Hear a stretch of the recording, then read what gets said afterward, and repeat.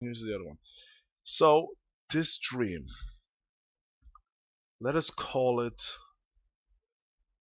the Era of Conquest. I think that is a fitting title for it. Okay. hmm Excellent. Everything's working a-okay. So we have this land, Earth. Okay, this is Earth, what you're seeing here. And as Aaron would put it, it's if you can, it looks kind of looks like a toilet with a bunch of on it. And I never really made that connection, but it's actually pretty funny. Anyway, this is Earth in the future, according to my dream. Okay, the backstory pretty much goes: the Earth, uh, after the AD series, it became a I forget what the timeline or the new time barrier was called, the new time era. It was called like F something, FSD maybe.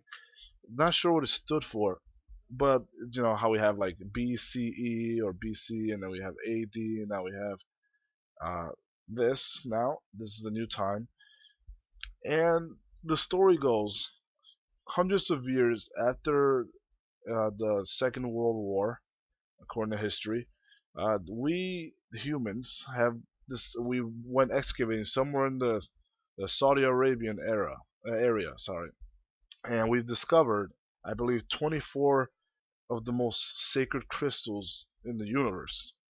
Yeah, it's not really the universe, but I'm even willing to stretch it to say that.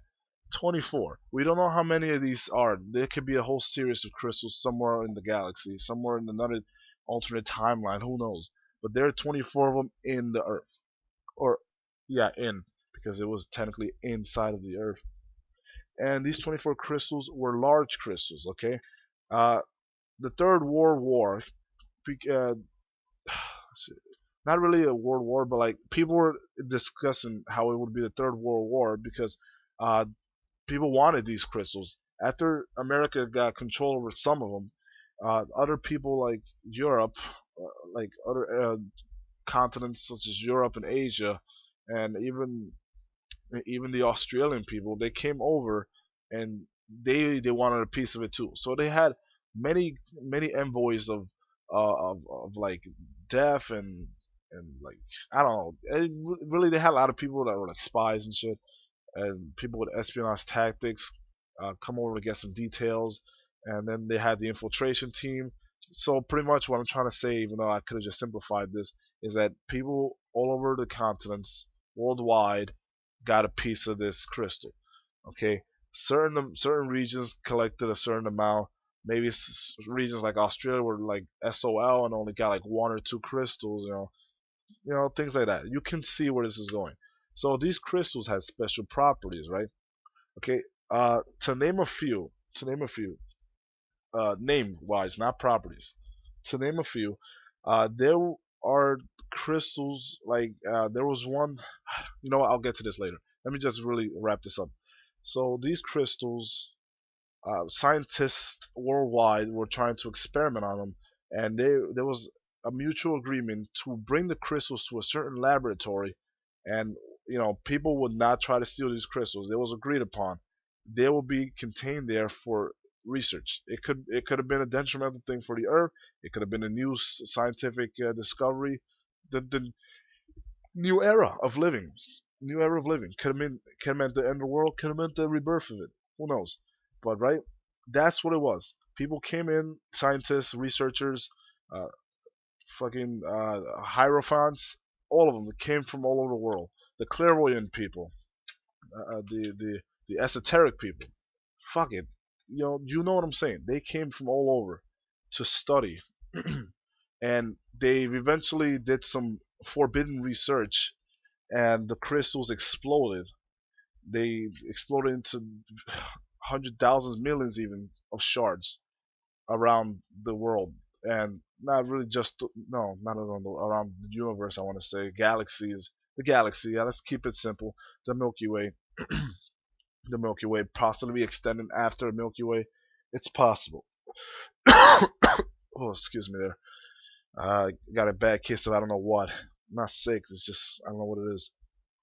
So anyway, The crystals were scattered all throughout, let's say, the galaxies around the Milky Way, maybe, or even contained within the Milky Way. And so, like, there were shards, let's say, on Mars, for example, on the Moon. There were a couple on Venus. There were some on Uranus, on Neptune's, on Pluto's, and several planets that we have not even discovered yet in our current timeline. Several, like the asteroid belts, Jupiter, and places like Mercury were impossible to reach because next to the sun. Let me start speaking a little faster. Okay, after the crystals exploded, this brought about a world destruction. About 80% of the entire planet it was submerged under the sea. Okay, there was a giant crater left in the land from the explosion, and the explosion was indeed at the base of the Pacific Ocean, I believe. And so this explosion caused many millions, even billions, to die, leaving the world population with a very few 100 million. So those people, well, a lot of the people that survived were not only infants and poor people, but they were researchers, martial artists, no politicians at all, like no corrupt politicians. Uh, all those people were gone. And so we're gonna move on with the story. I want to say that in the next part of the story, it, it's just like a whole monologue section, like because in the dream that's what happened to me. Okay, this dream is like because I don't remember all of the dream, I made up a couple of details along with it that I think support the dream and go along with it. And so those people that were survived, like the infants, they grew up as scientists and martial artists and people that would lead the world into the new age. And so they've grown up. It's been years since this happened, like several like decades after the explosion, after the giant event. I don't even know the name to call it. And the lands you see before you are the only surviving continents of the entire explosion. Okay, so the region up there in the top is called the Celestial Bodis. As you can tell by the name, Indian, it's got like Indian descents. It's like it's got traces of India in it. So what I want to say is, for lack of a better word, I can't even seem to phrase things correctly today. Uh, Asia in general is in this part of this world, and Europeans, Russians alike, people that would be called Europeans, people that would be called Chinese or Asians, they are all now called Celestial Bodians, and maybe not even just Celestial Bodians. That's calling it. That's too much of an extreme. You just call them Bodians now. No, don't say Cambodians because I'll slap you. But yeah, you call them Bodians now. And so these Bodian people live here, and I'm getting more into detail on that later. Right now, I want to talk about Neo America. If you know any Greek, you know that Neo means new. So Neo America is New America, and this is pretty much what was left of the Native American people, the islands of Hispaniola, the American islands, like Hawaii, and then there's America itself. There's like South America, like Greenland, these places, all those places that were close to America, they are now part of the new America. Why am I having trouble with this? So all those people, they migrated to this new America, or rather, actually, I don't want to say that's wrong. That's completely inaccurate. More like the survivors are a mixture of all those people, though there are many of them. Okay, now we get the third continent on furthest to the right. It's called Eleanor's, and I'm not exactly sure because the dream ended so abruptly that I never got to understand what Eleanor's was. Maybe it was a land of ancients. I don't know. Maybe it was left of Australia or even Africa. I'm not entirely sure. The continents did jumble around the map, but for the most part, it seems to be fairly accurate with Europe being on the top and America being on the left. Okay, unless you want to argue world mass specifics, but we didn't come for that because this is my dream. So anyway, Eleanor's is there. No one really knows what Eleanor's is about. all we know is that in the future, which is this right now, these the governments of these new bodies, they've recovered fragments of shards. Uh, like for example, Celestial Bodies, just to name a couple, has the I forget what it's called. It's called the Lemurian Adamantine Crystallic something. The name is really complicated, and those are one of the details I could not write down. Okay, uh, that's the main body crystal that is inhabited within the celestial bodies. Neo America, for example, has a belly gigas phalanx core crystallics some crap that marks some shit. I really cannot remember. All I remember is belly gigas. That one was purely obvious. And celestial Bodis, I remember Lemuria, especially. I remember Lemurian. Okay, and now there was another crystal that people were in competition for, but apparently one shard landed on this Earth. But since most of it was predominantly water, most of the Earth, and the water had not engulfed the land yet, uh, people were more elevated towards the sky, and they can't really search the entire body of water. There's too many things to be found, and so people wanted to find the fragments that have fallen from orbit from the sun and Mercury apparently, and they had calling those shards. They had calling them the Atlantean something Solaris Solaris Crystallix something. I cannot remember the last parts, but I remember Atlantean because we have Celestial Bodies, and and that has the Lemurians, and you might see some similar themes here: Lemuria, and then Atlantis. Two regions, two of the most technologically advanced civilizations according to mythology, what that were at war, and both sank or both were lost. Like for example, in games like Chrono Trigger, Lemuria is referred to as the lost city of Enhansa, or whatever the name of that 12,000 BC era was. That is Lemuria. Okay, the people like the New were the beginning, the origins of birth. Apparently, that's what they were called. It's been a while since I did the research on what News were, but they have a huge, significant meaning when it comes to Lemuria. And like if you look at things, games like Tales of Fantasia, just to name an example, there's the sunken city where of Thor, where you find Thor, or the city of Thor. Is that what it's called? Well, there's a city submerged deep under the water, and that is reminiscent of the Atlantean city. So there are things like that. I don't really want to get into much detail. And then there are like I think Neo America also had possession of something called the Goliath Stone, the Goliath Crystallic Stone or something, and that stone pretty much powered their uh, their government, their everyday way of living. Okay, let me explain this. This is the longest part of the dream. I'm sorry for that, but actually, to be fair, this needs explanation before I get into the shortness of the dream. So anyway, the way that the Americans powered themselves were by these stones. See, I don't know how Ellen Norris handled their stuff because Ellen Norris was never discussed in the dream. Neo America was discussed partially. All we know about Neo America is that sometimes they had lots of rebellion.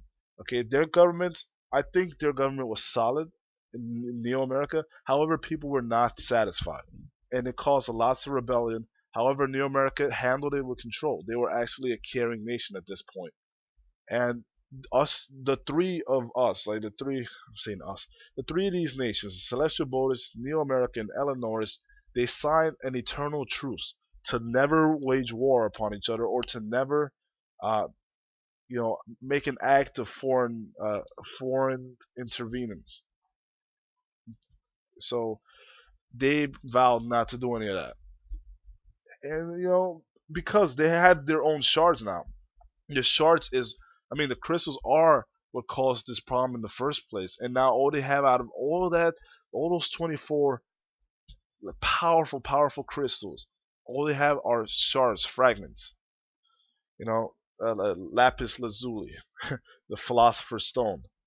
That's what it had. That's what actually it was called in the dream. The shards in collection around the planets in the constellation were called the philosopher's stone, and people who would attain it will gain great knowledge and wisdom. And it actually was the case. Just one fragment was enough to power an entire nation. And I'll go over detail as to what it did. As I mentioned before, Ellen Norris is it's unknown to me. I don't know anything about Ellen Norris. Maybe I'll have a sequel to the Dream one day, or a prequel even, as that describes the foreign policies of Ellen Norris and the way it handles its people and government. But New America, I'm not gonna get into detail. The main thing is Celestial Bodas. Now, how does this tie in with LP? Okay, well, practically the dream was about Patrick. Believe it or not, the dream was about Pico 44444, and that it's really odd. The dream was really about his story and his mother, like in his quest for vengeance for whoever killed his mother. It's a really odd story, really it is, but it was rather interesting with this new set of rules, like the Celestial Bonus. I'll describe it in a second. Uh, I mean, obviously, the dream was through my own eye, my own perspective. I had a part in the dream as well, and the dream was all about my perspective. But the story itself, the dream was about me. The story itself was about Patrick. In the long scheme of things, like it really was about Patrick's mom ultimately. So, okay, let me explain how the celestial bodies works. Okay, now let me show you another picture from within the celestial bodies. Okay, what you see now is another shitty image of. Well, see, I can't draw. So anyway, I'm trying. I'm gonna try as best as I can to summarize what this is. Okay, the main government or the main central unit of operation anything in within the celestial bodies. It's one giant land, okay, and it's the biggest continent of them all. But the celestial bodies itself, the main anything, what everyone knows about that, I'm rambling, is the ionized Ki. I don't know what K dot I dot means. I was thinking Killer Instinct at first, but that'd be too much of a joke. I was thinking it would be short for Kingdom, but I don't know why they can't just put Kingdom, you know? So I'm not exactly sure what Ki means. So right now we just know it as ionized Ki. It could be said ionized key if you wanted to call it that. But we know key is spelled CHI, and that's key. Or is that chi? Hmm. I don't even remember. But I know people say chi key. So maybe it could be saying it said ionized key. But I just call it ionized Ki because it already sounds like it's more like meant like it just sounds Tron like, you know. So right. Anyway, there are four layers. If you can envision Final Fantasy VII's world, you know how Midgard how it had layers. This is how it was, you know. And I don't know why, like, it just had levels. Okay, I can't really explain this. Okay, the city itself, Ionized Ki, the main structure, the main everything was above land. Everything else, the Central Command Center, the KI military, the Metropolis, and the Immortal One's place were all subterranean. Okay? As subterranean as it ever will get. Because I don't know how deep the land went down with the water level rise and all that. But in any case, it was pretty subterranean. So the ionized KI, it's four levels, okay? But technically it's more than four levels, just four levels on the books. Okay, the first thing ever is called the command central command center. Okay, that is the government. That is the base of operations of the entire system. This is where all the politicians are, elected and where they work, all that. They have their own gigantic floor. Like these are layers, by the way, layers filled with grass and like the environment. And everything looks normal because science is so advanced at this point that they can make simulation of how normal life would look like. Oxygen level, everything, water, rain, all that they can simulate it perfectly thanks to the shards. and thanks to their own technological advances. So we're living in like a perfectly simulated world. Central Command Center is the first. Okay, it's the top. The ionized Ki is, aka the Central Command Center, is the top layer. So it's the real layer. There needs to be no simulation there. Okay, although to be fair, it's more realistic there because there are lots of thunderstorms and a lot more frequent, let's say, earthquakes and volcano eruptions there in the top level than anywhere else. And that's to say, almost nobody that lives in the ionized Ki has ever been to the surface, and that's where the Central Command Center is located. No one really leaves. Okay. Then there's the KI military that shares a floor with the metropolis. Okay, so the KI military keeps the order and the peace in like the entirety of ionized KI. However, they only maintain peace on their floor because there is no violence in the immortal ones, and there is no violence in Central Command Center. Only violence in the metropolis, and I'll get to that in a second. Okay, the metropolis also shares the floor with the KI military. However, it is segregated into like several sections. Most of it belongs to the metropolis, but the KI military has its own private sector where no one can cross except for authorized personnel that belong to the KI military themselves. And then metropolis is just the people center. You know, it's where everyone lives, like everyone excluding the people from the Central Command Center, which is not many, and the people from the Immortal ones, which is also not many. So we're talking about only several people, maybe a couple hundreds, maybe even thousand, like 1,000 or 2,000. It does not exceed 10,000 people that live in the Central Command Center. The important people are there. Then there are the immortal ones, which has to be like fewer than like 10,000. Like, it's got to be like fewer than 5,000 rather. These are um I'll get to that in a minute. Metropolis, people live in confined zones, and I don't really want to say confined zone. Everyone has a unit where they live in. People are known in numbers. Okay, people yeah, they have names, but the technology has become so advanced that you know it no longer works like that, and people have like codes, and people are read by codes. Like if you want to make purchases, you know you gotta give your code to know what your identification is. Not to say that people are owned, okay? Not like that. People are not owned. It's just the way that things work around the ionized Ki. You know, everyone's handled a certain way, and right, everyone lives like that. But nobody is sad. Like I mean, people love their lifestyles in the metropolis. And I'll get to that. I'll get to the more complicated sections later. Let me talk about the immortal ones right now. The immortal ones is several floors below the metropolis. It's not right afterwards. Like that's why I said technically it's more than just these four floors because there are several layers that go down before the immortal ones place. And those places are not used, or we believe they're not used. No one never really has gone there. So I can't personally tell you if it's being used or not. However, I can tell you the immortal ones or the forbidden ones, the forgotten ones, the forlorn ones, whatever you want to call them, the immortal ones themselves, they were never allowed to leave their chambers. Like therefore, their lair, they could not leave it. They could not leave it. And yeah, I mean the immortal ones themselves, no one could enter past a certain point of the immortal ones. Like the immortal ones is thing the way that the immortal ones work is that that's where all the hospitals were at, like well main hospitals, like because the metropolis had hospitals too, just these were the main hospitals. Like if someone got injured badly you would take them here. Like the metropolis were more like because I mean we've developed cures for several different kinds of diseases, so no one will really get sick. What really we haven't developed is the ability to not feel pain, not bleed, not die.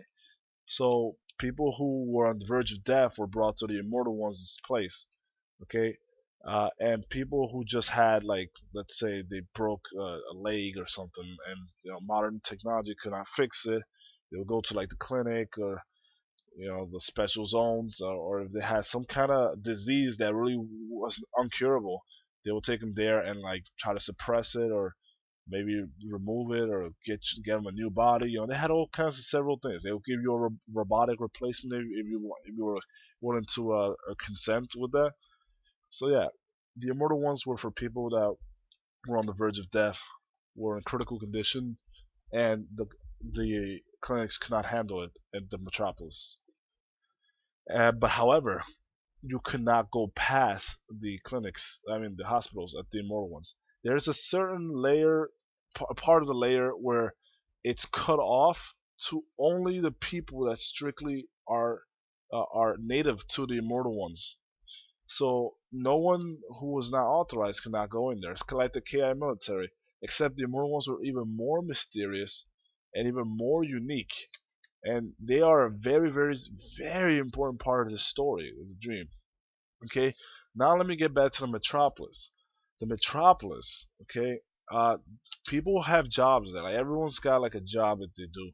Like no one's not allowed to like not work. You got to do something. I mean, yeah, you can like not do work, but you're gonna be thrown into like the military or something if you refuse to, or jail or some shit. Like you have to do something. But let me tell you, like people were at ease in the metropolis. Everything, like it sounds like a proletarian like government, but it's actually not. Like there are hints of socialism. Like let's say communist socialist ways were envisioned perfectly by the people who made it, or like Karl Marx or some shit. Okay, let's say it was the ideal system. I'm not saying I'm supporting communism, okay, because I don't. I don't care about system of government. I just want things to be peaceful. That's really my view on it. Like as long as something is peaceful, I'm all for it. But besides, I'm not a political person. I'm the wrong person to ask for some shit like that. Anyway, not saying that I like communism or not, because I don't even like democracy. So this shit's not working over here. So yeah, like people were actually happy. It was like a utopia here. It was like a utopia at the metropolis. Everyone did what they had to do. No one suffered. Well, we'll get to that in a second. There was no problems. No problems. Now, here's where it gets complex. Okay, the entirety of ionized KI, the surface level, okay, where the central command center is at, and the central command center is practically the entire fucking continent, okay, because it's submerged. Like I said, it's a gigantic structure. It's like a tower that is inverted but going downwards, like the Tower of Babel from Final Fantasy IV, except it doesn't extend upwards; it actually extends downwards, and it continues to go downwards. So who knows when it fucking stops? It might even reach the core of the Earth, or as they call the Earth in the future, they call it Sumera or Sumeru. I forget. It was either Sumeru or Sumera. It was one of those two. So anyway, and that's actually quite symbolic if you know history, but uh, but right, right. So let me get back to the shards. The shards themselves. This is the longest explanation. I freaking you are a god.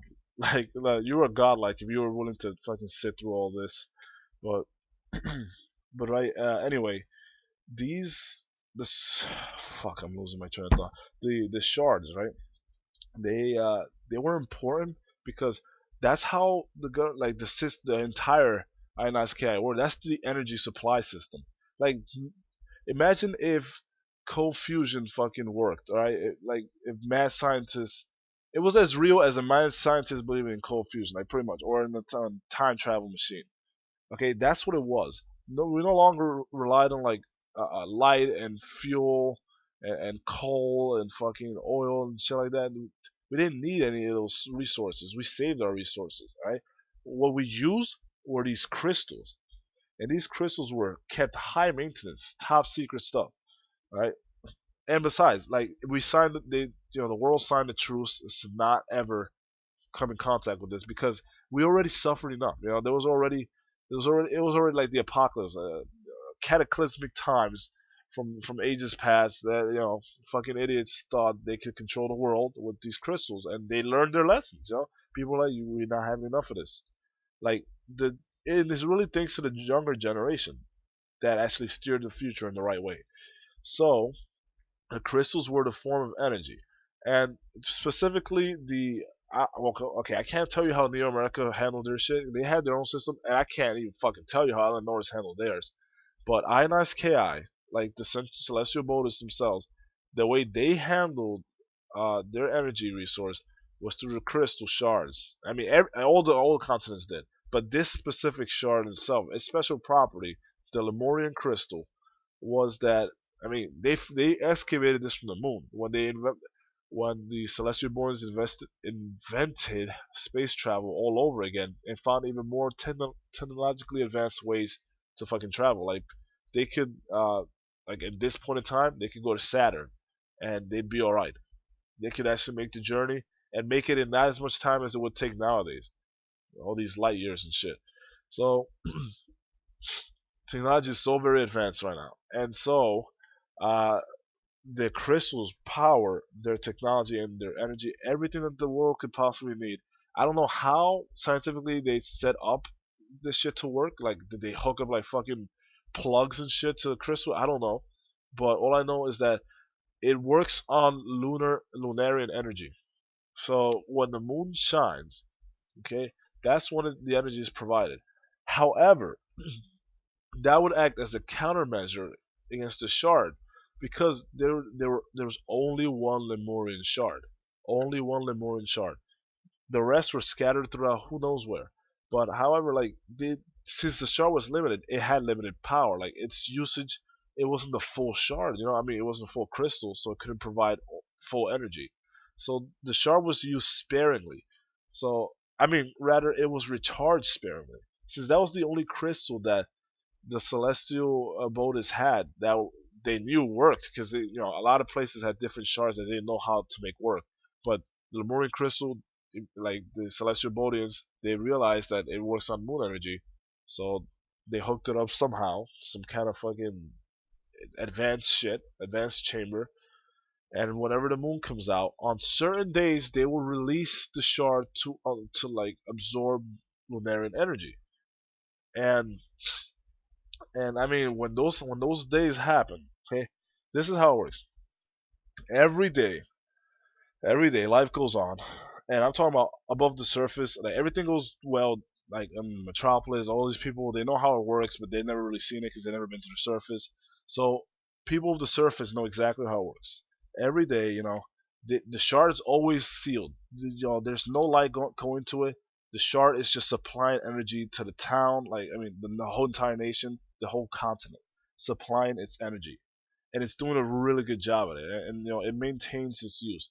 For some reason, the battery, like let's call it battery life, or let's call it uh, just the lifeline of the crystal shard itself. It's used up tremendously when the moon shines on it. So it's like a double-edged blade, and so it's always kept sealed. And whenever the energy supplies get really low, every several months, okay, it's like months when this happens. They because the entire nation is covered under a dome. There's a gigantic dome over the fuck over the entire nation, the celestial borders. It's a giant dome, pretty much. And if other people want to visit from other countries, they would have to, blah blah blah, going through the airspace, going through the dome, but with certain high level security and shit. So they were going through the dome like that, blah blah blah. So it was always in a dome, right? And so, uh, wait, fuck, am I? No, no, I'm confusing it. I'm sorry, I'm confusing it. No, the dome only happens those days of the month. Okay, here's what happens. Okay, there is no dome throughout the normal day. There might be a dome over the ionized KI Central Command Center, but not over the entire nation until certain times of the year. Okay, and it's always safe, like it's just dome free. But whenever that time of year comes, when it's several months in, the shard runs out of energy and it has to be recharged by the moon's power. That's when they put a dome over the entire nation, and because of the advanced technology, they can simulate a moon within the dome. So they use the moon, they simulate it, and then they create the moon's energy, and it's supplied directly above the shard itself. So it's getting the full extent of the energy. The shard is placed somewhere, top secret, and the moon's right above it. Okay, and it's opened up. It takes the sunshine from the moon. This lasts for an entire week. Okay, and I mean, they do it in several months. I'm sure the shark could run for years. I'm sure, actually maybe like a year or two. But just for necessary precautions, when it starts to get like low on energy, it's like battery life. Like, come on, let's tell the truth. How many of you actually let the battery run out entirely before charging it? Don't you want to charge it when it's like at 10% or like 20%? Because that's what I do. Even at 30%, I just charge my battery. I'm like, oh shit, it's getting low. Let me charge it. So that's pretty much how the system worked there. So it would charge, and the entirety of the celestial borders would be submerged. I mean, not really submerged. It would be tucked really under the dome, protected, safe, and then life would go normally. But the problem with that is that while the metropolis command center is charging, energy is not used the same, and the KI military is supplied directly by energy. The KI military consisted of robots, like android robots, and sometimes like superhuman people, like super soldiers rather, in enhanced humans, we call them. They were subjected to a lot of experiments by the immortal ones, and so they've become like superhuman and like super godlike. So nobody fucked with the KI military. And Metropolis had just people in there. There are people. There were several different kinds of species of people. Uh, you know, like people with long ears and shit. Or it depends, really. It depends. There weren't shit like bongos and fucking aliens and mogs and moogles. They weren't shit like that. Just different kinds of looking people. Like people with like fucking long ears, people with long noses, like how a witch would look. There'd be like some really deformed person with like a small head. It's just really weird. It's really weird. But there were people. There were people like you and I, and everyone got used to living with them. Although it was like a really strange idea at first. I don't remember what triggered it. So right, it's funny how the backstory is taking more of the dream than the actual dream itself. Now I'm about to get to the actual dream. Okay, so wow, that was long-winded. Sorry about that. So right, in the dream itself, fucking okay, all of the LPers for some reason live in the ionized KI. Every single LPer lived in the ionized KI. And some of the people I knew, blah blah blah, they were there. Uh, for example, in the dream, I'm gonna say we there were four of us, like the four main LPers. It was Water Exodus, it was Clay, it was a loyal gamer, and it was myself. And we were all living together, like as roommates. We were living together under the controlled unit sections of certain buildings and houses and shit. But yeah, we had our own little building, our own unit, our own like garden, and everything. So we lived comfortable lives, but we still had to make money and shit. Now let me explain. A lot of people loved the way that Metropolis worked and the command center. They think they did a good job, but there was a terrorist group that was against the way that they did, everything, because they were like, we don't want to work. Some of us just want to live lives normal, find meaning in our lives and shit. And the NSKI like kind of didn't pay attention to them, so they tried to revolt. So that was a terrorist group, and then there were people that were the anti-terrorist group. So they were terrorizing. They were being. It's like, well, I don't want to say guerrilla warfare. It was like terrorist group against a terrorist group for thinking that the main central government was an actual terrorist group. So it's a mouthful, really. So the anti-terrorists were the teams that most of us belonged to, like the LPers, because we defended the government. We thought the government was doing great, and it was. It was actually doing great. I can't explain how, but it was actually doing really good. No repercussions. Like in my eyes and in many other people's eyes that were in the anti-terrorist group, they were the good guys, and then the terrorists were the evil villains. That's how people see them almost all the time. Yet we didn't know the motives behind the anti-terrorists. All we know is that them niggas was fucking evil because whenever the dome hit and the thing was charging, the KI military was really like not operating, not 100%. So that's when the terrorists make their move. They plan this out for months at a time, and since it lasts an entire week, there's usually lots of warfare going on in the entirety of the metropolis. See, this entire dream takes place only in the metropolis until the very end, where we get to the immortal ones. So, right, this whole layer where the KI military and the metropolis is shared is where the dream takes place. And this we're talking about like this layer. Maybe you think of it as small because it is illustration, this poor as fuck illustration. But imagine those boxes like where the KI military is at. It's like the size from like Canada to the U.S. like to where fucking Wyoming's at. Like the western part of Canada to like Wyoming. That's like how big the KI military was. And then in Metropolis was like 80% of the entire layer. So you can already imagine what it was like in the layer. Not to mention the Central Command Center is like the lowest part, I mean, the smallest part at the highest center where the surface was at. And even though the Celestial Borders was the biggest continent, the subterranean levels were even larger than the continents themselves.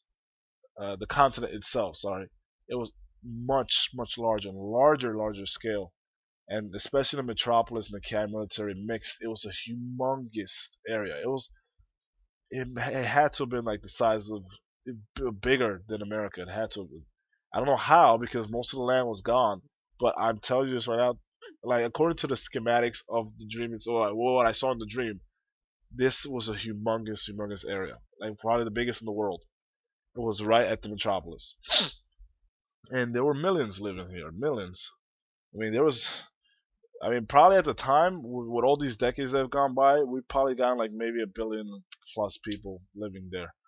It was a humongous place, lots of people. So anyway, uh, so we were against the anti-terrorists, and we would also devise plans for months. It was a really strategic and tactic kind of dream where we would.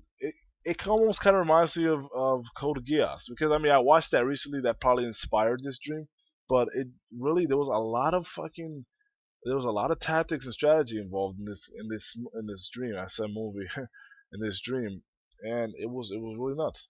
It's like you had to have been there. You would not believe it.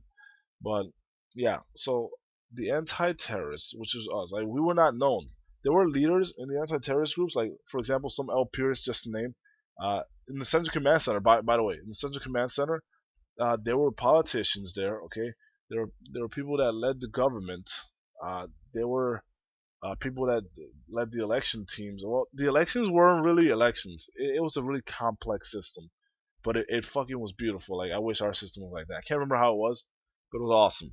So like those people were there, and then there were people that well yeah I mean there were all kinds of people that are like would be considered important, like kings and shit, people that have a say.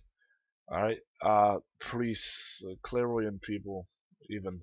So so anyway, Josh Jepson was a businessman in the Central Command Center. He was working in the Central Command Center.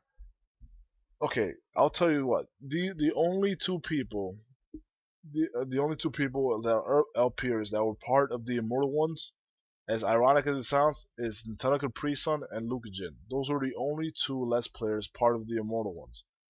And Josh Jessen, maybe Donna Bellis was also part of Central Command Center. Some other people like maybe AC. No, AC not AC Bailey. AC Bailey was part of the terrorist group. Um, there were a couple other people in the Central Command Center. Pico, I'll get to him in a second. Jake was part of the anti-terrorist group. I want to say, yeah, I think so. Clay was part of the anti-terrorist group. Exodus was part of the anti-terrorist group. I was part of the anti-terrorist group. Kumax was part of the anti-terrorist group. Like all these, like mainly all my friends were part of the anti-terrorist group. However, interesting little note between Clay and Alex. Alex was part of the terrorist group, and I don't know why she fought against us, like in the terrorist group. But Clay's reason for joining the anti-terrorist group was to get her back. And then something happens later, and I mean I'm gonna go in detail later. So anyway, and then there are people like I can't remember. AC Bailey was actually one of the top rating leaders of the terrorist group. He had a really high position. Our leader was some unknown LPer that I don't think has been introduced to the LP world yet. But maybe he will be one day. Because I don't recognize his face. I mean, I don't recognize a lot of people's face, but he was big, or he was like he had the potential to be huge, and he had a very stern face, like the eyes of a hawk or something. It was crazy. So he would be the leader, and I mean us four, Exodus, Clay, Aaron, and myself, we're like nothing. We're like fucking ensigns. Like I don't even know. We're like fucking what's like the lowest rank you go? Like airman in the Air Force, I guess, like airman first class maybe. We had some say, but I mean, we were like really tiny. So, and I mean, as for jobs, like I was a researcher slash reporter kind of guy. Like I went, I mean, I did other things like photography on the side, but I was like a researcher mainly and engineer. So I was doing that as a main job. I think Exodus was like a professor or something. I don't remember what it was, but he was a professor, I believe, or some kind of mechanic. Or no, he was definitely. I think he was a professor. Let's just leave it at that. Uh, Clay was an air. He was a pilot. He was a pilot of one of the most advanced, like a advanced airplanes that were being developed. Yes, that's right. Our layers did have skies. I told you this was all a simulated thing inside. So all the empty space that would be, you know, the the layers themselves, that was filled in with a program that ran skies, rain, water, sun, moon, all that. It is ridiculously crazy how it worked. But I'm telling you right now. So anyway, Clay did that. AOG, I forget what he did. What did AOG do again? You know, I can't even remember. I don't remember. Like I don't know why. AOG was like really really mysterious. Like AOG did his thing. I'm not sure what he did. I can't remember. So yeah. Anyway. Patrick, right? Patrick, his mom, right, was uh the ex true governor of the Central Command Center. Like the top reigning supreme leader of the Central Command Center was Pico's mom. General Cullen was her name. Like that's what they knew her as. And somebody assassinated her from the terrorist group like months ago, like months, many moons. Uh, and he for years has been trying to figure out who or what assassinated her. He had to have been like a very important leader, part of the terrorist group. So he's been searching, and he's instead of being the Pico that we all know and love, like the sort of like happy and seemingly ditzy person. I love you, Pico, but sometimes you're a little bit too much. So he's all like you know, he's all serious and stern and filled with vengeance. Like his cup runneth over or something. Like he was like if you fucking touched him, he would like slice your throat like in like 2 seconds time. Like no, I mean in less than 2 seconds time, he would slice your throat like right away. And then he would fucking just keep on. His eyes were so experienced with death that just nothing phased him. Like even if he killed the fucking like the king or something. He was just like, whatever, fuck, I'm gonna keep going. So yeah, that was Pico in a nutshell, and he's all looking for shit, and he's trying to find who killed his mom. His mom was very important to Ionized Ki, because his mom his mom had balls. You know what I'm saying? Like not to put it like in such a crass way, but I mean, his mom really had some serious stuff. Like she went into the Central Command Center. She practically made the Central Command Center a really good system. Like, it was already a good system, but she fucking like mastered the shit. So she was like, so she was one of those people. Like she was tough, hardcore, fucking. You can't even look at the bitch, man. I mean, excuse me, sorry, I didn't mean to say that. Damn it, me and my stupid way of talking. I'm sorry, people. I didn't mean to say that. But she, I mean, like in the dream, she was just like fantastic. Like it's like she's scary. So she basically what happened was that she went in there as like a lieutenant or something, and well, she's been working in politics for like years before she had Pico, and then uh, Patrick, and then she eventually learned some kind of truth from the Immortal Ones or something, or the KI military, and then she went to the she called the group meeting between all the appointed officials, and right, and she says we need bloodshed, like to we need to make new amends, like, and people are like, oh no, but shit's going good already. Our economy is at the highest point. Blah, blah blah. We don't need this. The crystals supply us with all the energy that we need. We don't need to charge taxes. Blah blah blah. This and that. So then, um, fucking the mom, like seriously, like General Cullen just took out a fucking gun, alright, and just shot the nigga who said that in the throat. And then she's like, "This is what we need. We need less of idiots like him and more people like me commanding." So everyone was like fucking in shock because like no one had seen violence for like ages. And here comes this woman, guns blazing, just killing people in the meeting room, and then ba ba ba ba ba ba, and then she like aims. She keeps those people that are actually important, like people that I think that has good mentality according to her, and then she would put her fucking gun at the base of her mouth of the true governor, like the leader of the Ionized Canine. It just like said, if you don't change your ways, I will do this, blah blah blah. And then the guy didn't talk, so he was like paralyzed shitless. So it's like, we don't need weakens, like you can't make decisions. Pow! Blasted his face. And I was like, holy shit. I'm gonna let you know right now, this dream was extremely bloody, extremely explicit. And it was bloody as fuck. Alright? So dude went down, and then she appointed herself as the new leader of the entirety of Celestial Bodis. That had to have been the most badass shit I've ever seen in a dream. Like, who does that? And she got away with it too. Like, nobody questioned her power. It's like they knew she was meant to rule. She was meant to take over and change things. Establish order, or establish chaos. But anyway, she took over and she became the new leader. And then blah blah blah, things happened. People started seeing the change. Like, she was the one who made the legislation for everyone had to do something. Everyone had to work. And although people were not against it, a lot of people were not against it. They had to been those certain people, like the terrorists that were formed, who had an opinion against it, and they're like, no, we're not standing for this. We are not standing for something this crude, this like fucking whatever.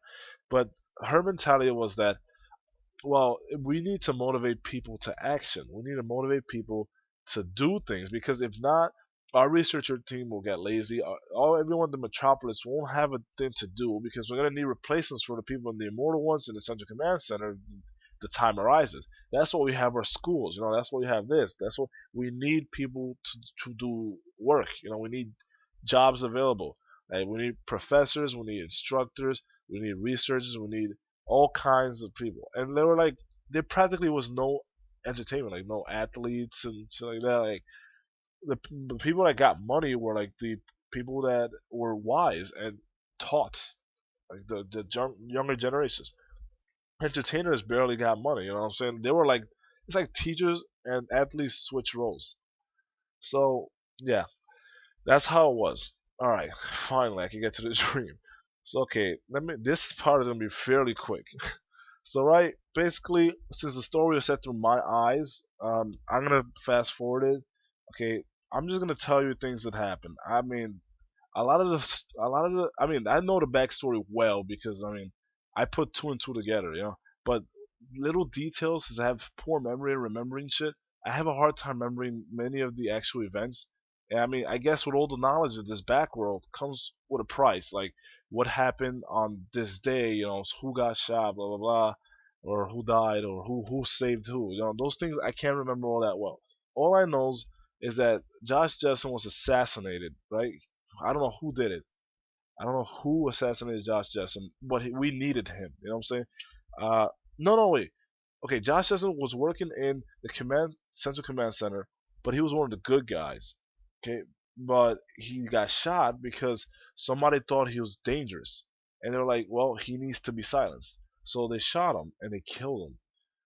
And I think they killed someone else. No, attacking toucans got uh, he got silenced for life. Like something happened and he was just silenced. We never heard from him again. Tyler was also working for Central Command Center, I believe. Yeah. And what happens? What happens? Okay, people like I think Jake was Jake. Yeah, I think Jake was part of the terrorist group. Never mind. He was. Yeah, I remember. I remember specifically now because we confronted him. He was part of the terrorist group. I was like, my boy Jake, what are you doing? You know, he's like against the other people, but he's cold hearted, just trying to kill us. So the people, I don't know, like they had some serious plans. I'm just telling you, this is all strategic and shit. I really don't want to bore you with the details, but let me tell you what happened. Okay, Jake eventually dies. Wait, no. Wrong, wrong. Someone else that I'm confusing with Jake dies. Jake comes to our side. Okay, somebody from our side convinced him. He comes to our side. That's why I thought he was with us. Okay, he comes to our side. Somebody convinces him to do it, and I mean, I give my own 2 cents as to why he should come over as well. But he comes over with us, and then somebody from our side betrays us. Someone very important, and then he goes to the other side, and then Water Exodus becomes like second in command like out of the whole thing for something that he taught in the class, and they're like, well, we need your expertise in this, blah blah blah. And since he was a master tactician, he was a strategist. You know, they hired him for his skills. So Water Exodus climbed in the chain of command, and he became a very important leader in the anti-terrorist group. So right, and that left me. He wanted to appoint me as you know like a lieutenant colonel, but I was like, you know what, I can't. You know, like I can't. Like my own research involved the immortal ones because I believe they were up to something completely fishy, and something that would like destroy the world or some forbidden research that was extremely taboo, but no one has really made a rule about it. Like the only rule was nobody was meant to go down there. So in a way, it was almost as though the government was being corrupt by letting the immortal ones do what the fuck they wanted to do.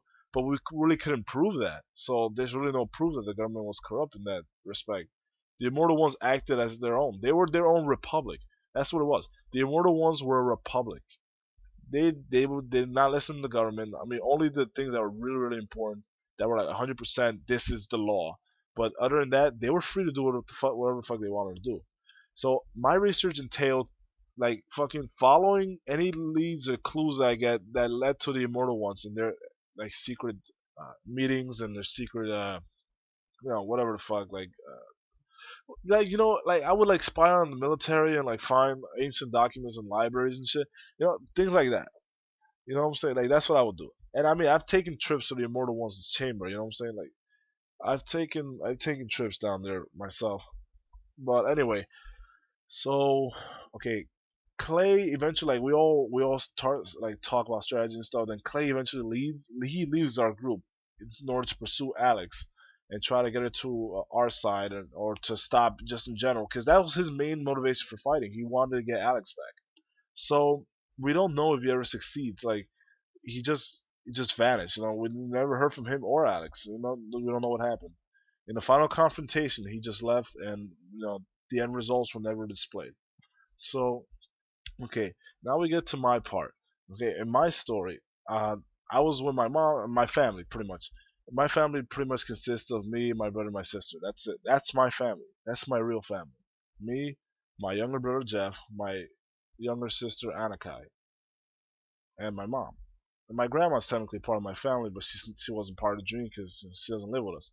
So anyway, uh, my maternal grandmother that is. So anyway, fucking, I'm with my family and we're at this really beautiful garden park. It was like hundreds of thousands of people there just enjoying it, and it's just peaceful.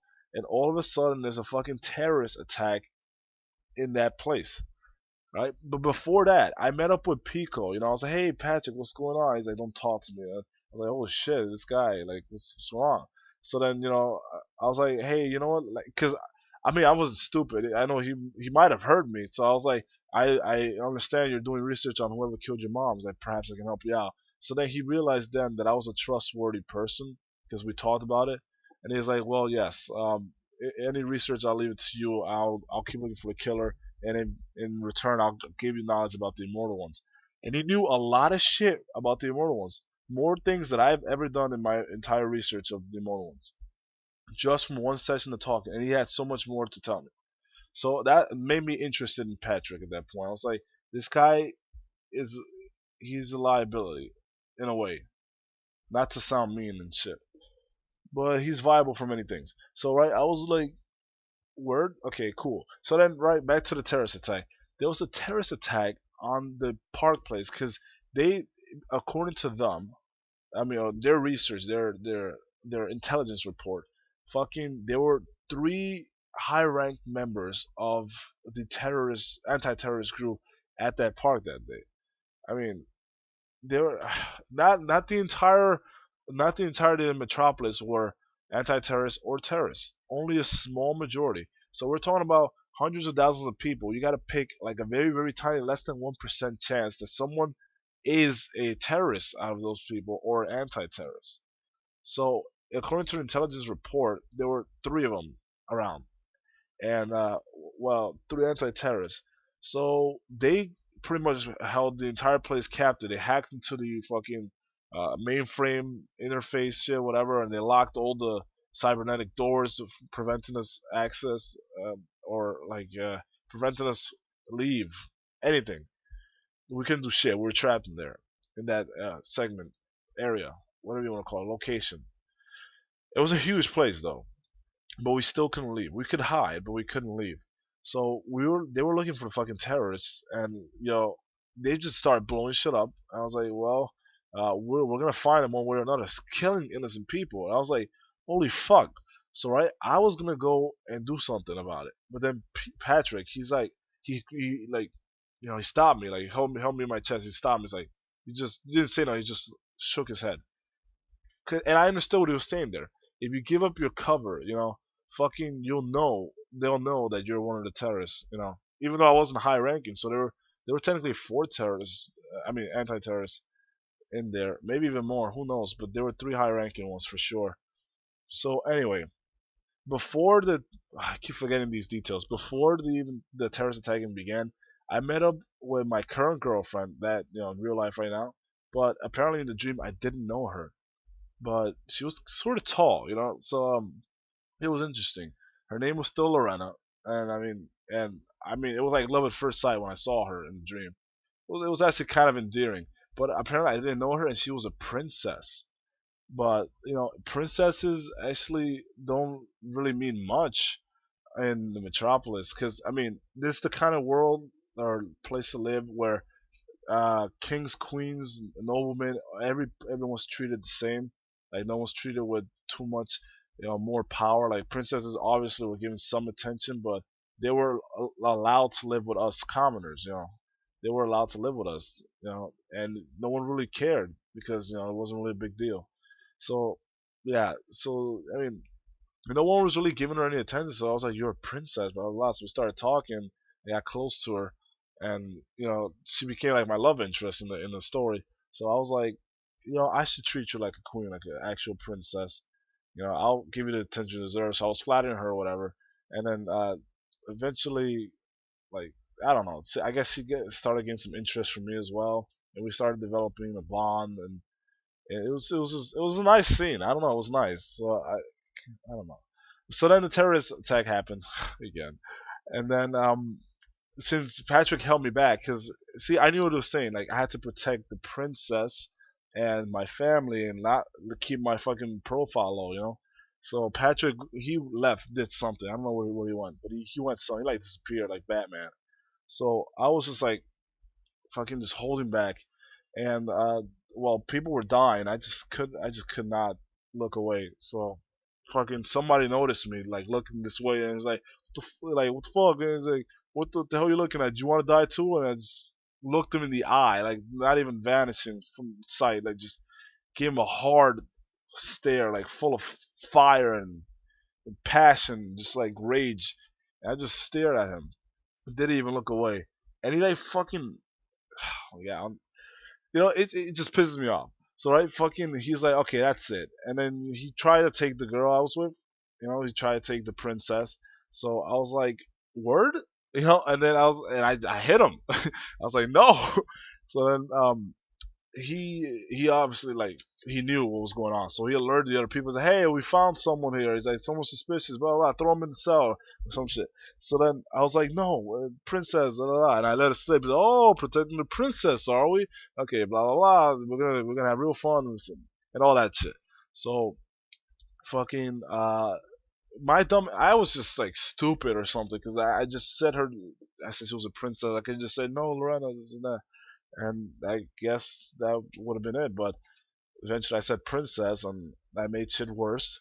So then, while I was being taken away, fucking, I was like arrested by the terrorists, and my family was just like crying out. I was like, "No, Jose, this is not blah blah blah," and it was funny. No, actually, it's not funny. They were like, "So this must be his family." The main, there were like two guys there. The two big leaders had actually come to fight, right? And the second in command was the guy that I had a personal vendetta against. Like I hated him. I don't know who that was, but I hated him and I wanted him dead. So my rage was towards him. The first in command, someone else could go fuck him up, because Patrick was looking for the first in command or something. So I was like, I'll leave this to Patrick or wherever he is. But this guy, the second in command dude, the guy who's hitting me, the guy who's taking away like my I guess girlfriend at that point, and my family, like he's gonna die. So before I left, I just turned, to try and make a futile attempt to like run and like kick him or something, and just provoke him even more. And then all I saw was that he took a revolver and he shot my mom and killed her. And I had lost it at that point. And they killed the rest of my family members. Just killed them. And I just lost it. I was lost in rage. I was lost in rage. But I was knocked out. Somebody hit me from behind, and then I was thrown into a cell. Last I came to, I was in a cell, and and fucking. Well, this is where the story gets really abstract and interesting. Okay, so I was so angry, so consumed by rage and hatred, and the lust to kill, that I practically screamed out the name of, I guess, some forbidden name or something, from the bowels of hell to grant me power. So all of a sudden I lost consciousness yet fucking again, but not like consciousness, like I lost my spirit in a way. And I went to the lobby of hell. It's really interesting. And there's the principal of hell. There's is literally called the principal of hell, like a school principal. He was the principal of hell. He attended the lobby of hell. It had to have been like the coolest place in the whole fucking entirety of hell, I guess. So it was awesome. And then he just said, "Okay, you're gonna go to the 12th level." And there were like 15, 16 floors down there. I believe that was the most I ever saw. And like down hell, I kind of saw the logbook in there, and all I saw, Pico's gonna hate me for this, but his mom was at the 12th level of hell. She was apparently one of the supreme, like sinners, or like not sinners, like supreme, like killing machines of hell or something like. And she was named. Not even kidding you. It's just not a joke. I chuckled. Must have chuckled in my sleep when I fucking saw this. She was called the Queen of Beefdom. Like that's Beefdom. I'm not kidding you. I wish it was something else, but dude, that's really what her position was, the Queen of Beefdom, and everyone like in hell fucking feared her.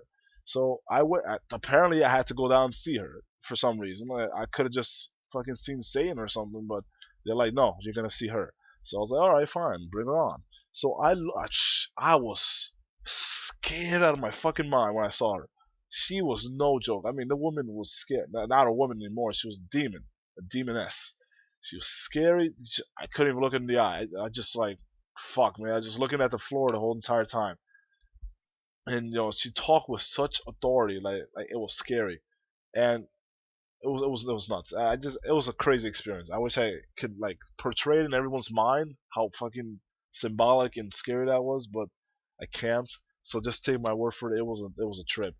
So she's like, so you want the power to blah blah blah. This is that. Destroy. It's like, it's like I don't think you are worthy. Like if you are truly are worthy, I will give you three tests. It's like, but you probably will fail them anyway. Like you should go back to the living world where you won't get hurt or something. Blah blah blah. This is that. She was just ruthless. And then she's like, "Oh, I see what it is. Like, killed your mom, and blah, blah, killed your family, and killed your lover as well." And then I was just like, "What?" And then fucking, that's when I looked her in the eye. And I didn't have any fear there. I was just, she saw fire in my eyes. Like, literally, she saw fire. She's like, "That fire in your eyes is beautiful. It attracts me." And I was like, I was just angry. I was just fucking bursting with emotions of hatred there. She saw the killing intent within me, and she's like, "Yes, you have what it takes." And she's like, "I will send you through these three trials. She's like, I have seen the potential in you. You will do this."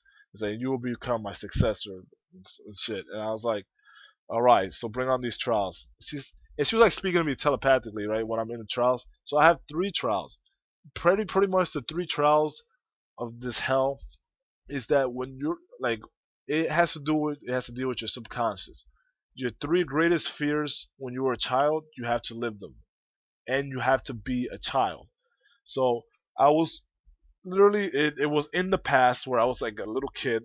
So I was like 4 years old or something in the entire, like, this whole segment. So I went to the past, and I was like 4 years old again, and I had to face the three of my greatest fears in all of life back when I was a kid.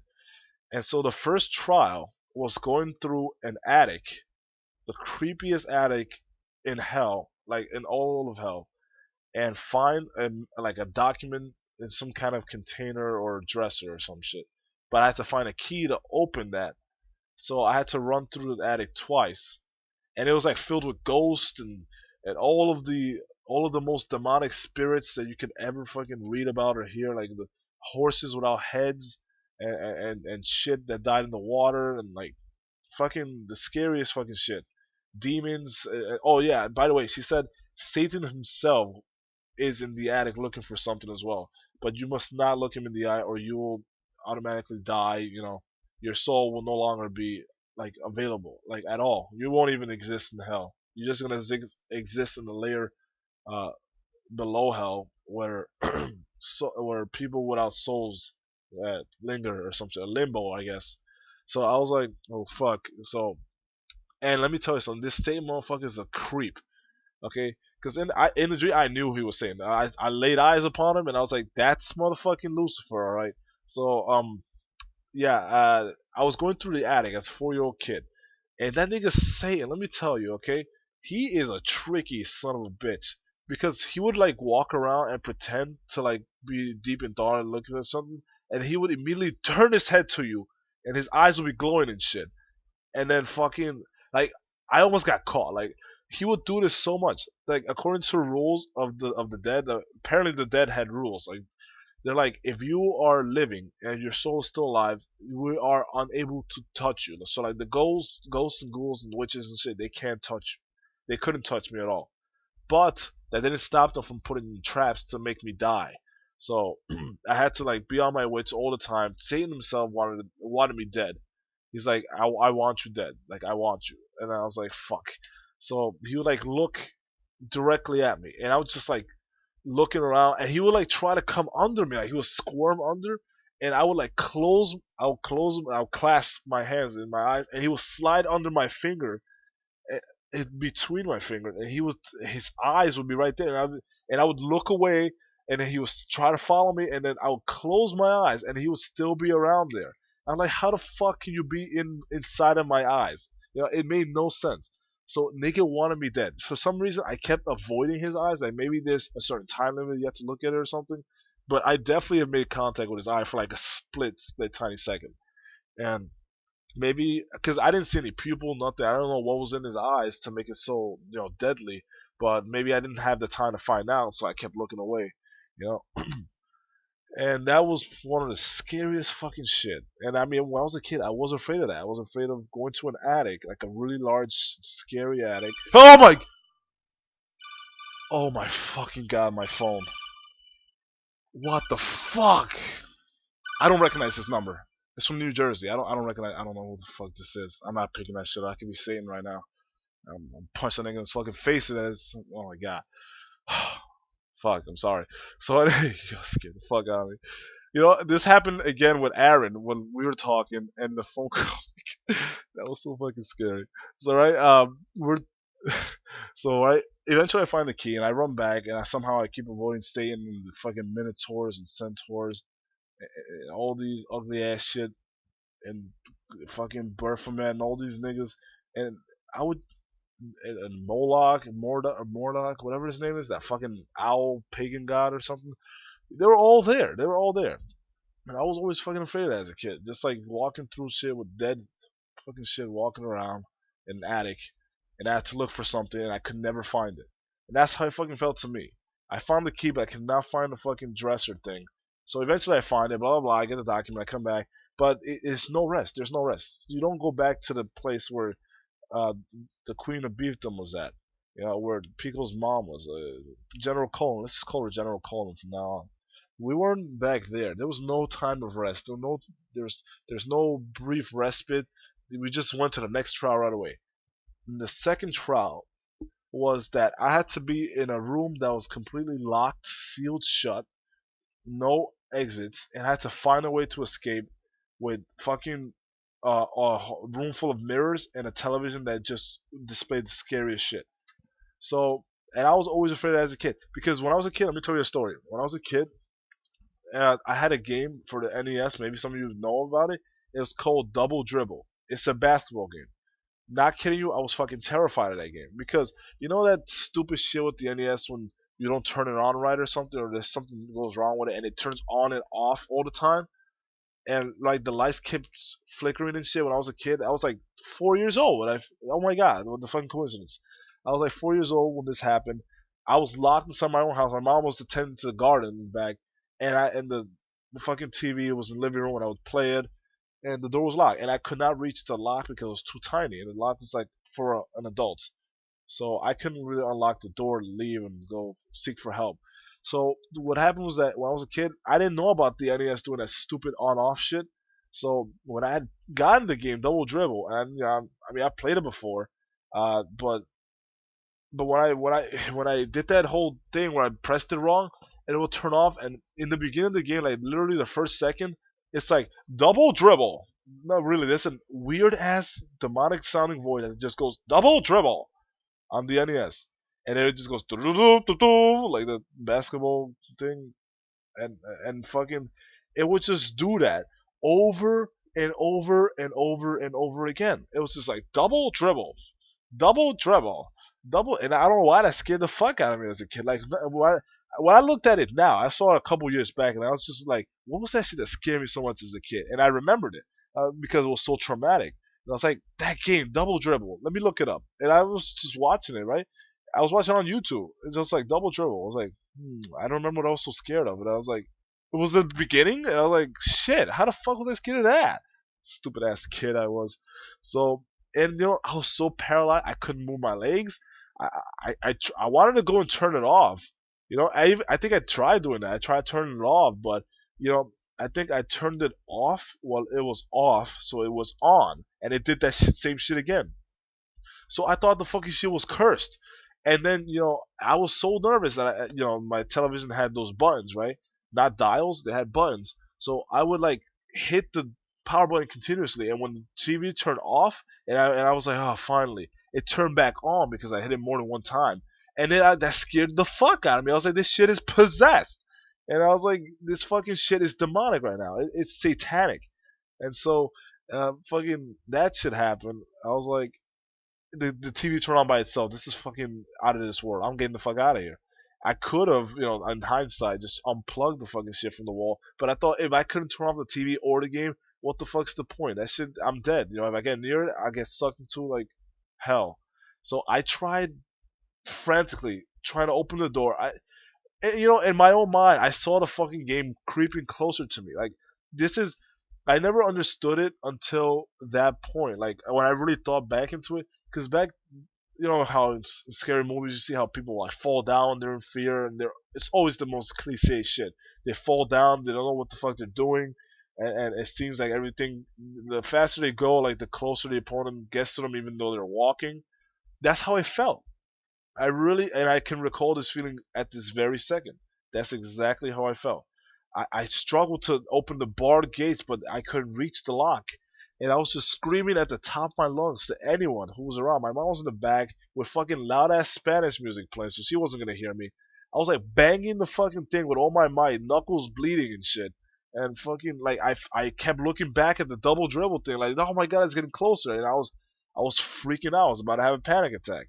And so eventually my mom comes around. I don't know, maybe to get some water or something. Maybe she forgot something. And she sees me freaking out in tears and I'm bleeding and shit like crazy.